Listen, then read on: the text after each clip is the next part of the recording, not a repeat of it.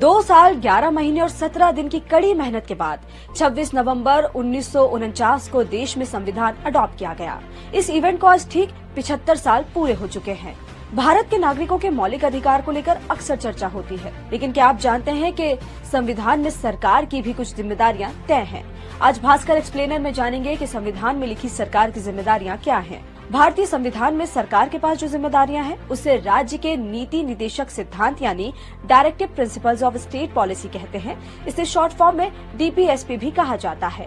भारत ने डीपीएसपी को आयरलैंड के संविधान से अपनाया है। डॉक्टर BR अम्बेडकर ने डायरेक्टिव प्रिंसिपल्स को भारतीय संविधान का नोबल फीचर बताया था, जिसका जिक्र संविधान के चौथे पार्ट में आर्टिकल 36 से आर्टिकल 51 के बीच किया गया है।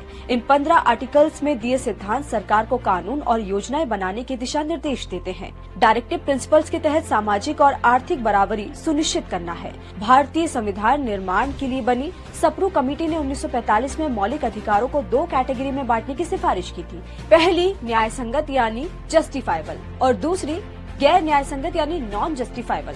जस्टिफाइबल वो जिन्हें कानूनी रूप से लागू किया जा सकता है, इनका उल्लंघन होने पर कोर्ट में अपील कर सकते हैं।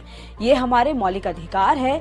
वहीं नॉन जस्टिफाइबल वो अधिकार है जिन्हें कानूनी तौर पर लागू नहीं कराया जा सकता। इन्हें डायरेक्टिव प्रिंसिपल्स के तौर पर संविधान में शामिल किया जा सकता है। डायरेक्टिव प्रिंसिपल्स को मौलिक अधिकार में शामिल न करने के पीछे संविधान सभा का मानना था कि अभी भारतवासियों को बहुत से अधिकार देने हैं और भारत उस वक्त उतना सक्षम नहीं था कि वो सारे अधिकार नागरिकों को दे सके।